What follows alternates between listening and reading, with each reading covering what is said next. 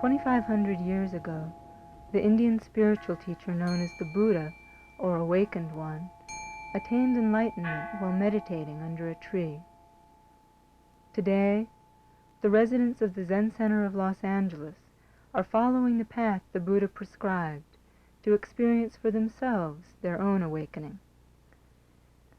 The tools they use to bring themselves to greater awareness include zazen, or meditation, and ancient rituals and chants.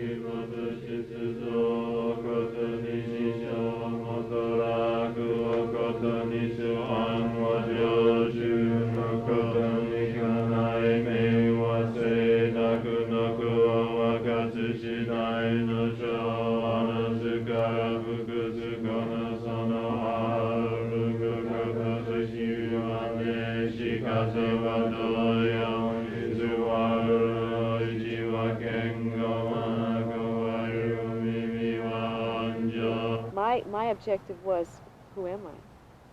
That came up as a profound spiritual question in my life, when I was about 26, such that I couldn't sleep at night, I couldn't continue with the work that I had been doing. It totally upset my whole life and put everything into question.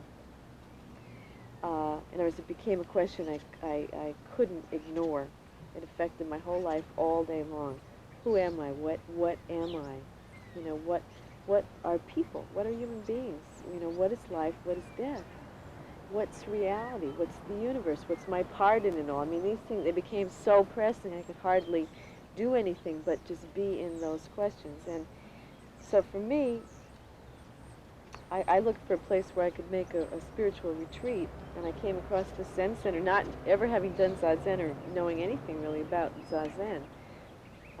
I came here to make a retreat, and I was taught how to do Zazen. And really from the beginning, I felt like it was a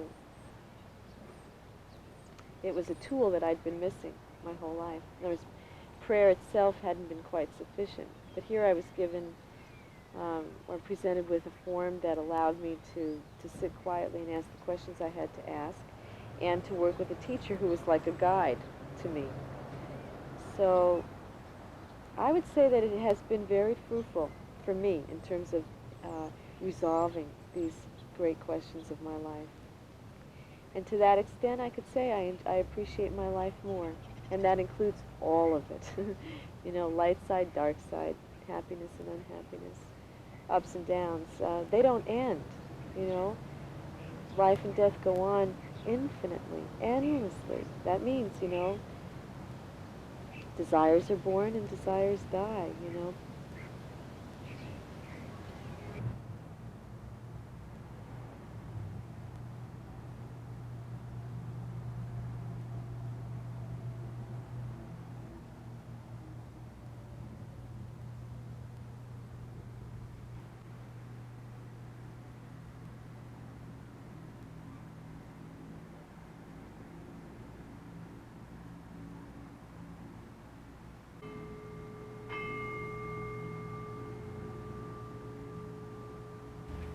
The basis of most meditation techniques is to be quiet enough, to have your body quiet enough and your mind quiet enough to see reality as it is right there in front of you and within you. That usually our minds are so busy and our bodies are so busy during the course of everyday life that we have a lot of screens set up between us and reality and the perception of real reality.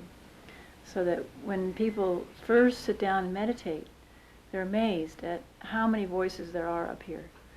there's a voice which is saying, well, as soon as I finish with this, I need to go to the grocery store on the way home and pick up some half and half, and then there's a voice saying, be quiet, you're not supposed to be talking, you're supposed to be meditating. And then there's another voice saying, you're not supposed to be criticizing yourself while you're meditating. And there's another voice saying, I wish the person next to me would be quiet. And it's quite appalling when you first begin to meditate to discover how many voices there are up there and what they're talking about. And then doubt inevitably creeps up, and I think it's important that it creep up. I think it's very important that we examine what we're doing over and over and over again and say, is this really what I should be doing? Is this really a good path for me? If we don't question it, then I think we're in a cult. We're caught up in a cult. And so, in fact, this is very much spoken of in Zen. Great doubt is called, that great doubt should arise. Tremendous questioning should arise about who am I? What am I doing here? What is my life about? What happens after I die? What am I doing sitting here dressed in black on a cushion, meditating hour after hour? Is this really helping me? Is this really helping other people? And that tremendous doubt works like a battering ram to push yourself along on the path. Well, I came here looking for something. You know, I went through the whole 60s era of drugs and kind of a revolutionary attitude and the whole thing, and somehow that one kind of sort of ran out of gas for me around 1969 or so. And I came in contact with spiritual practice through a friend of mine who was an artist, and he just turned me on to some books, and he wanted me to look at the artwork in the books, and actually there were books about meditation and stuff. And I immediately started reading about that kind of thing, and I kind of approached it from a new drug point of view, you know. And I was immediately hooked, especially when I read about the experiences that were available through meditation. And then through those books, I was introduced to Zen practice. So I read about the way the masters talked about these experiences that they had while they were doing Zazen, these awakening up experiences, and that life was somehow joyful and wonderful after having this experience, you know. And I compared that with the way my life was, and I said, gee whiz, man, I'm in trouble.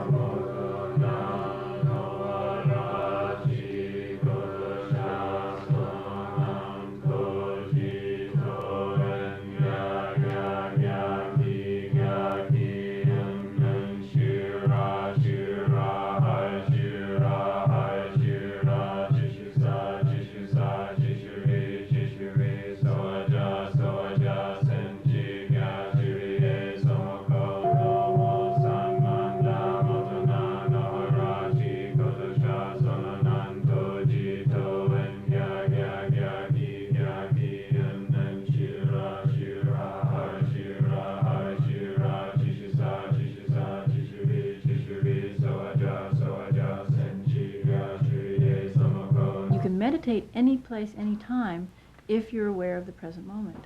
So that when you're washing dishes, if you put your awareness in your fingertips, as Dogen Zenji says, put your mind into what you're doing. That literally means put your awareness and your mind into what you're doing, so that if you feel the dish, the temperature of the water, the soap bubbles, the sponge as you wash, then you're meditating.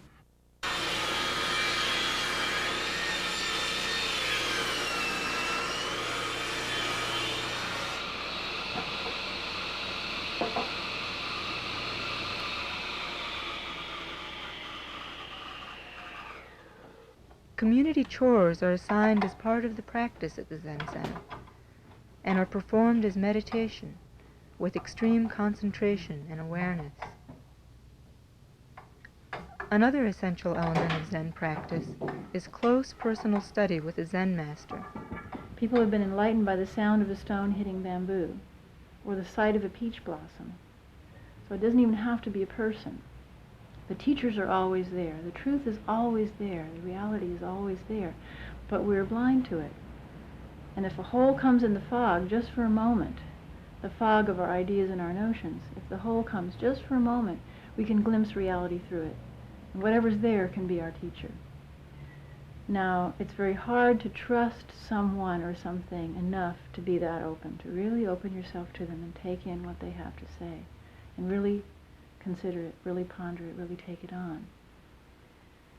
So that it's rare that you meet a person that you're willing to do that with.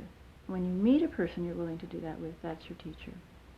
Someone that you're really willing to trust, really willing to let their words sink in and use them, turn them over, and follow their instructions.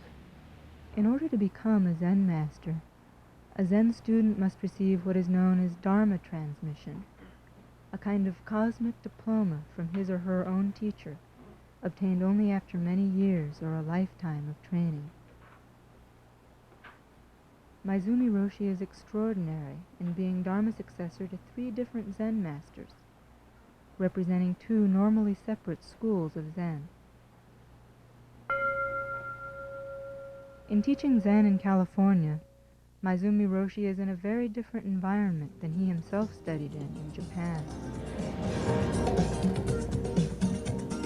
We're at a stage which is almost like adolescence in Zen practice in America, that Zen was brought to America primarily in the 50s and 60s is when it really became planted in American soil. And it came from a number of countries. It came from Japan, like our center, our teacher's Japanese, Tibet, Korea, China, and it came primarily as a monastic practice, at least from the northern countries like Korea, Tibet, and Japan. But the teachers who came had been trained in monasteries, and that was the model they knew for doing Zen training. The other model they knew was temple priests, local temple priests. But they brought primarily the monastic model, and we mixed it in most of the Zen centers in the United States with communities, because in the 50s and 60s there was rising interest in communities, people living together and working together. So we have a funny meld of monastic life and community life. So we have in this center monks who are married and have children. And we've been trying to work out that contradiction in terms. And it's a contradiction in time, because people want to meditate. They want to meditate the full schedule, which means an hour and a half or 2 hours in the morning, an hour and a half or 2 hours at night, and then anything they can fit in during the day, and then a 7-day retreat every month. But meanwhile, they have jobs and families that have to be taken care of. So there's always this pull and this tension between everyday life and the monastic practice. We've been trying to meld them together, and it's been difficult, and it's getting increasingly difficult, I think. And we're right now in a kind of adolescence where the form is going to change. We're growing up very rapidly, and I think the form is going to change.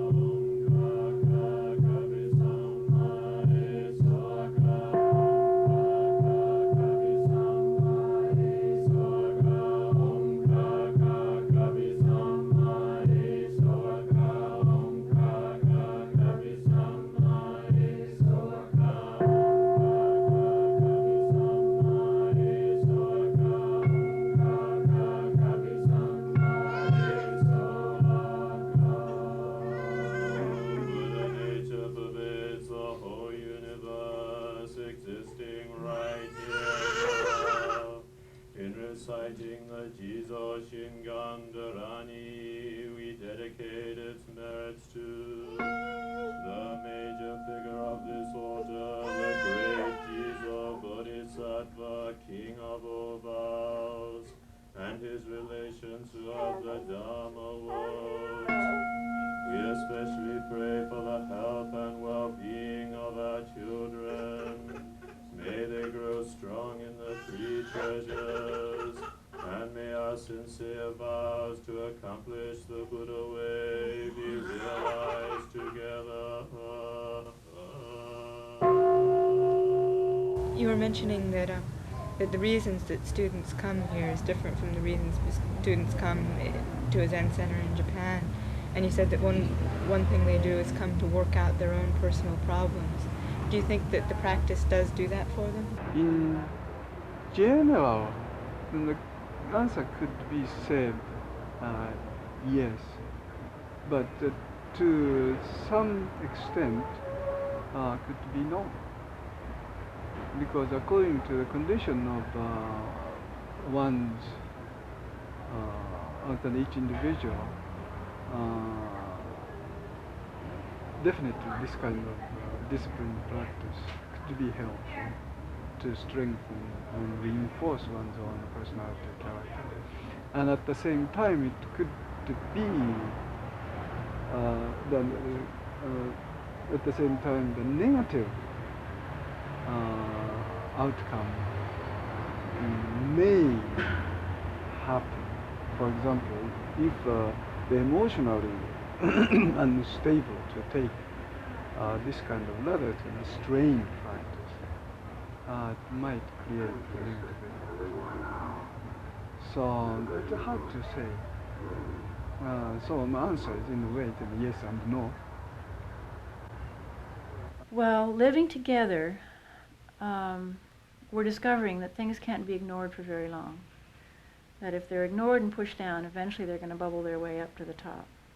It's like a pressure cooker in a way. You can imagine 125 people living together from 4:30 in the morning till 9:30 at night, meditating together, eating together, working together, doing recreation together, sometimes vacationing together. Every moment of their life almost is spent together. The reason it works here is partly because the practice will out. The practice will bring to the surface the impurities, the things that need to be brought to the surface will come out eventually. And the other reason is that everything that happens is grist for the mill. It's turned back into the practice, so that if we have disagreements, we all consider that part of the practice, that the resolution of those disagreements is part of our practice. It cannot be ignored. It's exactly our practice to figure out, why am I angry? Where does that anger come from? To sit in the meditation hall, go into that anger, walk right straight into it and see what fear underlies that anger, because under anger is always fear. Okay, what am I afraid of? How does this threaten who I think I am and how things should be, my idea of how things should be, my control over this little piece of the world that I think I'm controlling? So that everything that comes up should be folded right back into the practice, and that's the reason that the community works. And that's an advantage of the community, that by the very pressure cooker effect, everything will come up to the surface eventually. The truth will out, as painful as it is sometimes. Just before our video crew arrived at the Zen Center, some of these painful truths came out. The community collectively confronted an issue that many members had known about for years. Their leader was an alcoholic. At the time of this interview, Roshi had just returned from 2 weeks in an alcoholism treatment program, which he attended at the urging of his senior monks. I have been drinking for the past maybe 30 years, and a kind of periodical drinker. Being a monk, having my position, they simply said I shouldn't drink. But somehow, raised in Japan, and so familiar with the social custom in which even we encourage drinking to some degree, I was just carrying that level as a natural habit. Even though knowing it's not a desirable thing to do, I was so ignorant about it. See?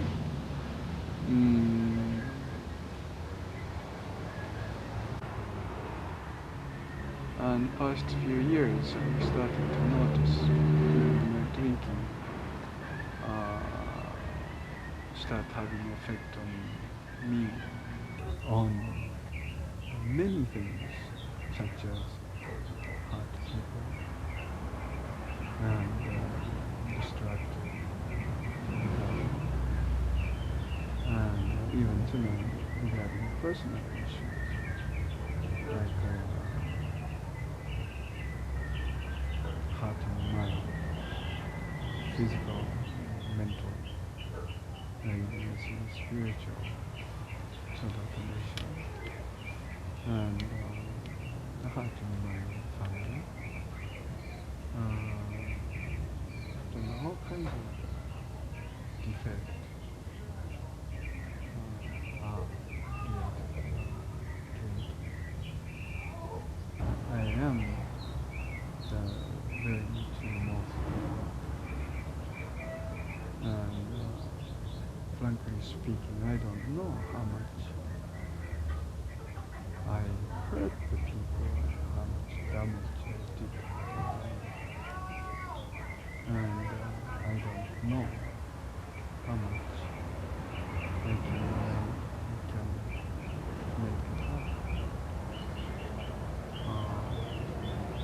At least I am more than willing to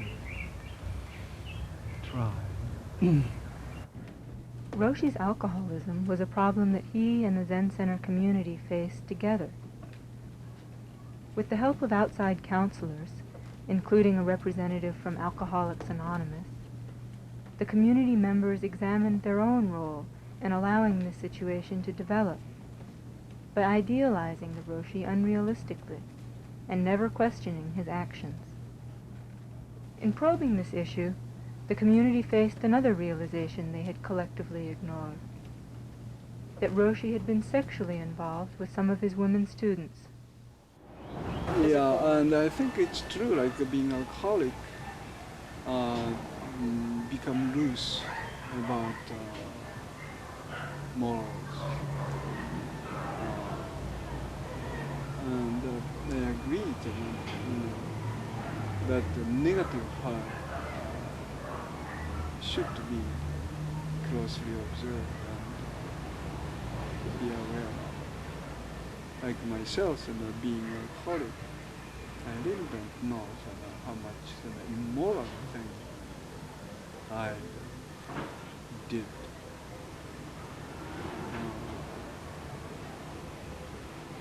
It's really atrocious. Any of Roshi's students that have not seen him since yesterday morning may come to Doksan now. The revelation of Maizumi Roshi's affairs caused a profound crisis within the community. Many Zen students, for whom Roshi had been part priest, part psychotherapist, and even part savior, felt that he had violated their trust and taken advantage of his position.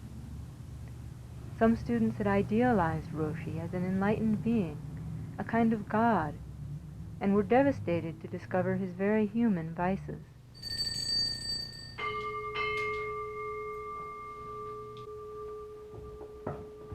Many people who had devoted years of their life to studying with Roshi began to wonder if they had been wasting their time.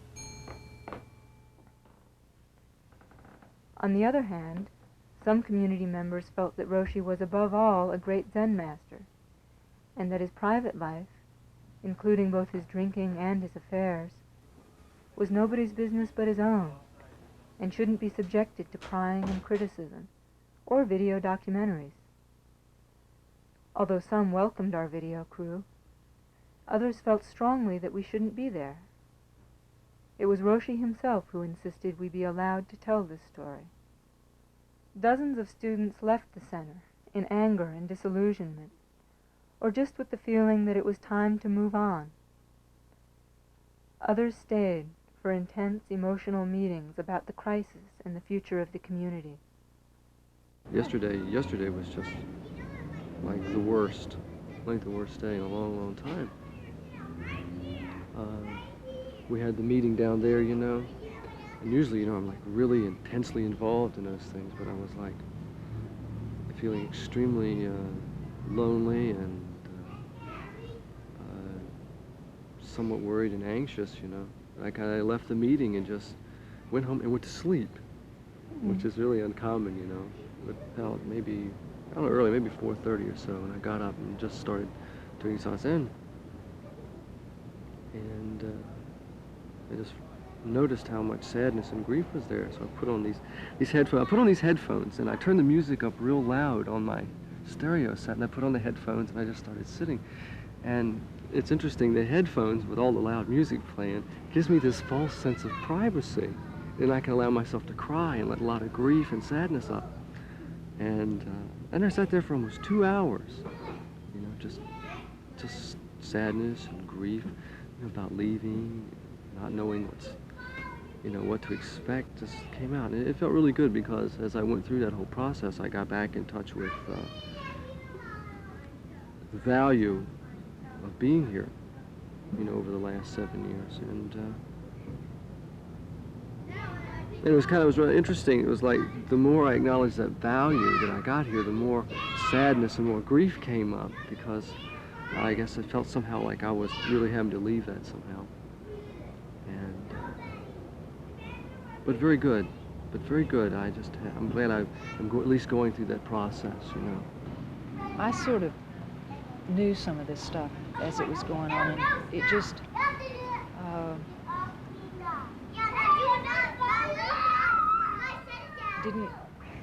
didn't seem that inappropriate to me, to tell you the truth. I mean, it seemed like the sort of thing that can happen, and if it's discreetly and carefully handled, maybe it's okay. I guess I'd never experienced firsthand how bitched up things can get, how hurt people can be and betrayed, and how much people can project their needs and suppositions onto other people and their behavior.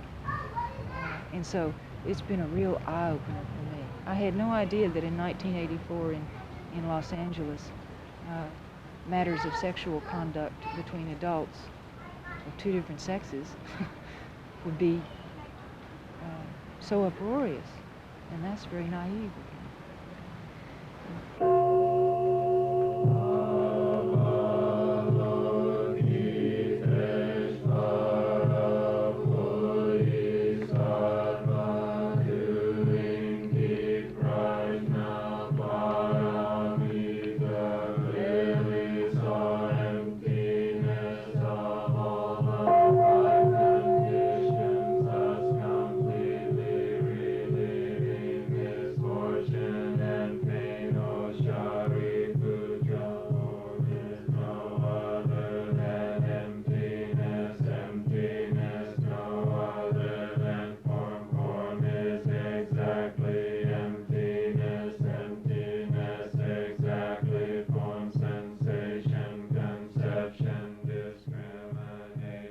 Adding to the turmoil at the Zen Center was an increasingly uncomfortable relationship with the surrounding neighborhood. The Zen Center was a relatively well-off, primarily Anglo community, surrounded by a low-income Korean and Chicano district.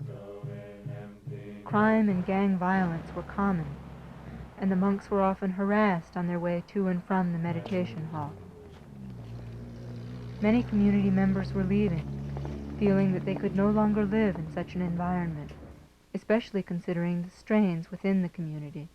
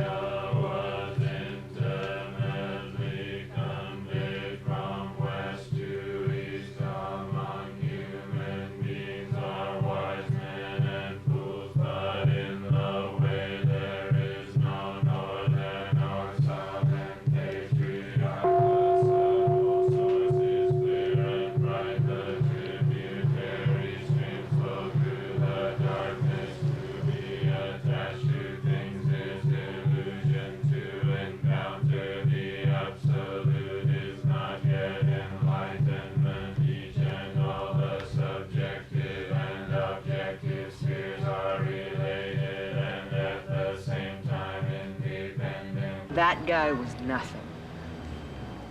Nothing. Compared to some of the people I've met. Does it bother you living around here? Yeah, that's why we're moving.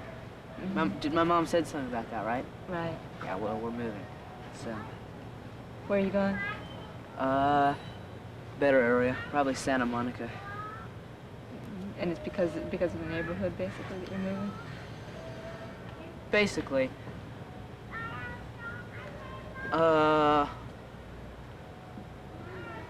Also, it's because the Zen Center is slowly breaking up. Well, I won't say breaking up. But I will say some people are leaving and new people are coming. And so it's just sort of the natural progression of things, that some people leave and other people come. So we're leaving. It's not like we're discommunicating ourselves or something, you know, just going away and not talking to the Zen Center or anything. I mean, we're not leaving because of the Zen Center, but we're leaving because of the neighborhood. And just over there, a guy pulled a big 45 on me. Wow, when was that? Well, that was 2 weeks ago. Actually, had quite a nice sitting group in the town that we were living in, and it was time to leave there. The departure of so many residents triggered a severe financial crisis for the community, and it began to look like the Zen Center's property, virtually an entire city block, would have to be sold and the community disbanded. I hope it doesn't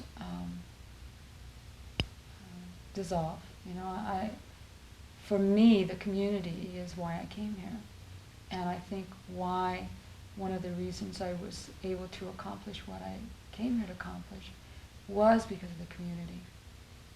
It's extremely valuable, and I feel like you do. It's going to be very sad, and it just may be that's the way it is. That it needs to dissolve so that it can rebuild maybe a little differently, a different structure. I think people will always live in a community, but maybe not the way we do it here.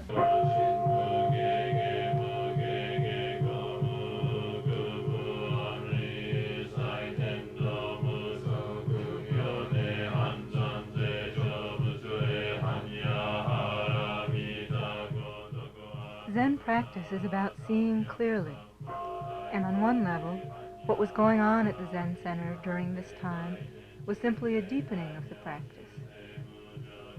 The crisis forced the community members to re-examine the purpose of their lives at the Zen Center, and for many of them, this process deepened their understanding of existence and accelerated the awakening they were pursuing.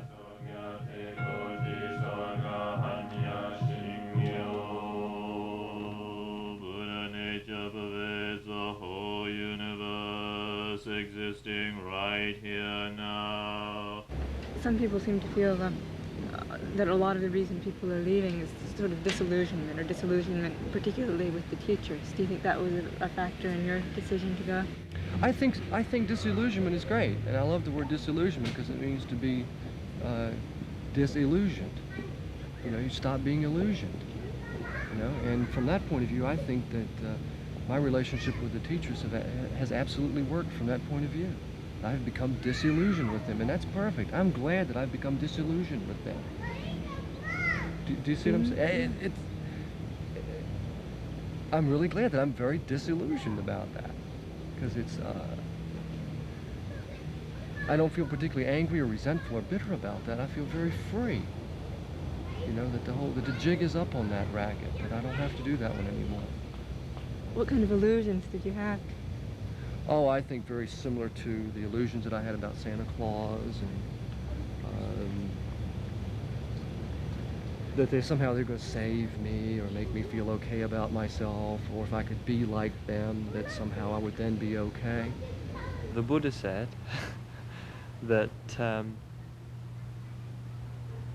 wisdom and morality go together like two hands being washed.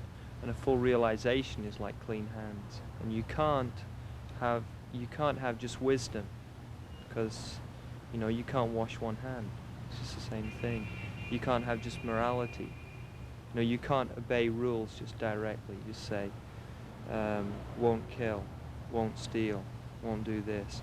Because at times, it may be definitely necessary to do those things.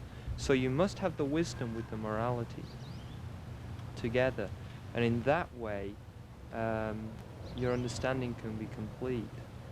It's amazingly boundless concept to think about the law of karma. I mean, in a way, it works on me just like that old, Christian fear of burning in hell if I don't live a good life and obey the 10 Commandments. I mean, when I really think about karma and the infinite rippling effect of my actions on everything, believe me, it makes me think twice about how I act.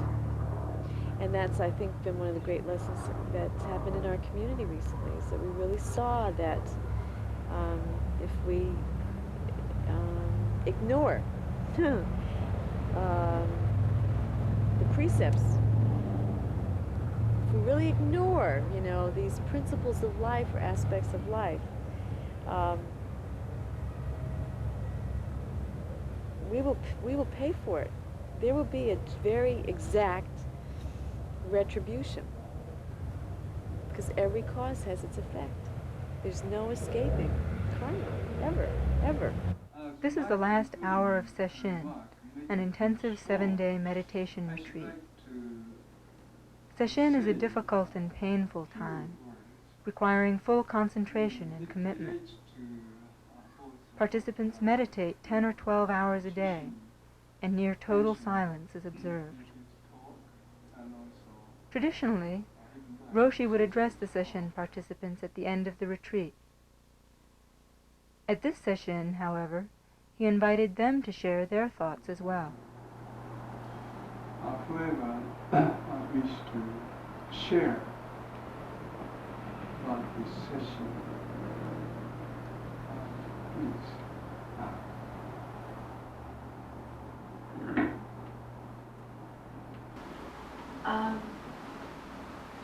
For me, I used to live at the center, and I haven't been here for many months to see the teachers.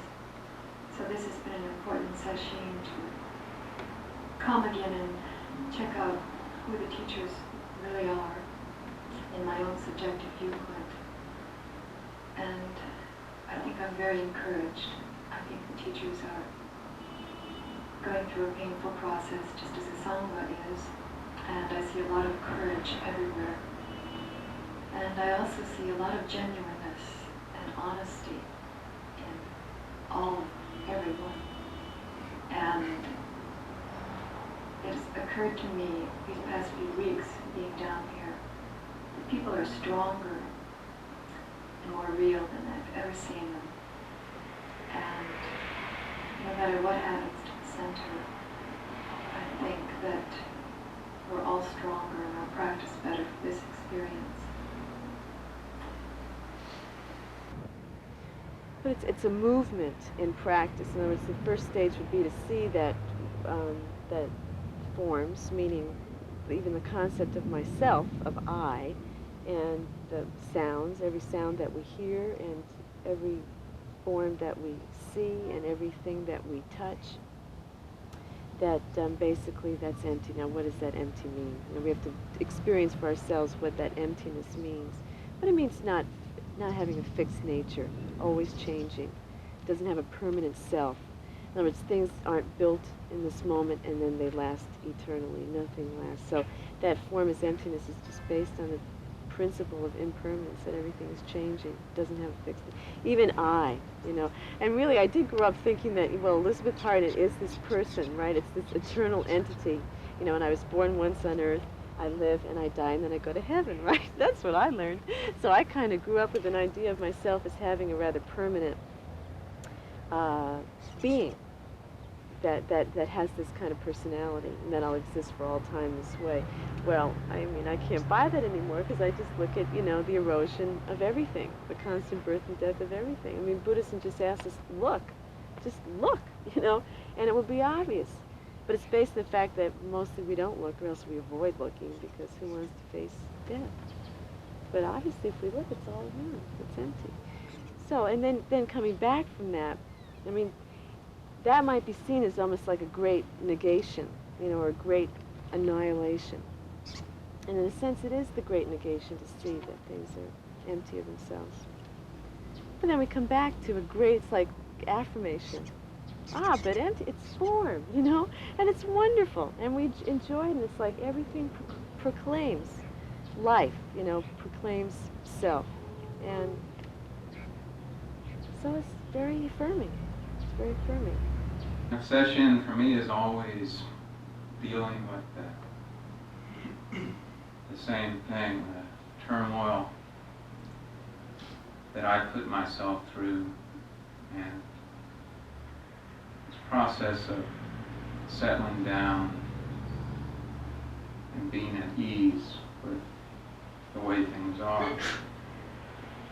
And I think really that's what the center is going through right now. We're in turmoil. But I really believe that we can settle down, because this practice is really what we all want to do, and I think we will find our way. There's a real temptation to say, okay, it's fixed, everything back to normal, because we get tired, and you get exhausted in this process. But I think as we get a little relief, and then we need to consolidate and use that to take the next step, to dig a little deeper. I mean, that's what our practice is. And so things are calmer now. I think y'all came just about at the peak. And of course, you're coming in added to it. And your being here and going through it with us and alongside us has also been a part of it. I mean, it's just getting to be, well, of course, when you have financial and emotional crises, you have a film crew, don't you? So, film at 11. I really mean it, even I say I'm grateful and I really appreciate your practice. Actually, it is only the reason I'm here to send the practice with you. If you are not here, then my existence itself is meaningless and useless. So, please accept my very heartfelt, honest feeling of my appreciation and gratitude to all of you. I realize that I am maybe too serious, and sometimes I really feel that I have lost almost a sense of humor, maybe because I am being alcoholic. I don't know. But in a sense, when I reflect upon that kind of heart and a sort of room for the easement, being at ease. When I think of that, see, like room for the humor, I feel that, see, like my such a serious, kind of almost like a blindly serious kind of concern about the Dharma itself, it seems to me, is a tragic comedy. And the humor that I'm really making all the time. And I want you to appreciate that. That is to be my concluding remark.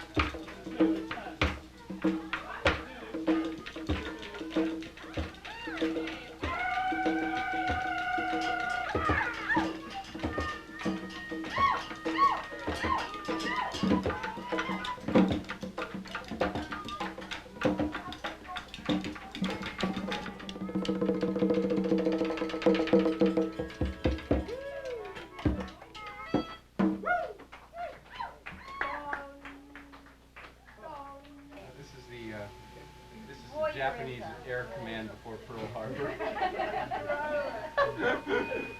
All right, you guys. Let's go in there and kill them. Kill them out of the water. Quit our own guys.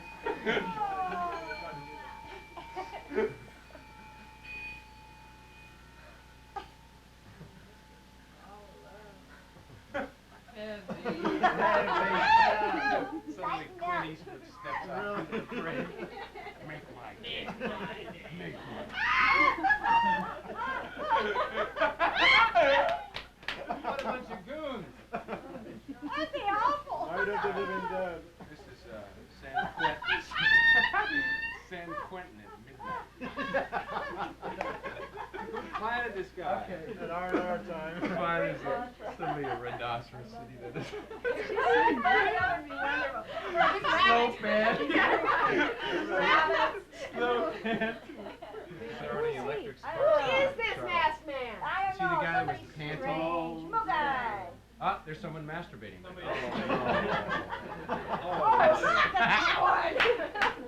Someone in this room is watching. I got a stick for you, baby. No. Censors. Hey, get a shave and go out and get a job. Check out the fingers again. We gotta see what's happening here. I respectfully announce to everyone, since the parinirvana of the great master Tathagata, until this year 1984, 2470 years have passed. When this day has passed, our days of life will be decreased by one. Like fish living in a little water, what sort of comfort or tranquility can there be?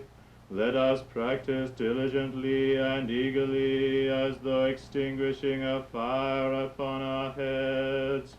Let us contemplate impermanence and not squander our actions. The buildings and the soil protect the Dharma and give peace to all. The Sangha in the 10 directions will increase in fortune and wisdom. For their sake, we sincerely vow to become one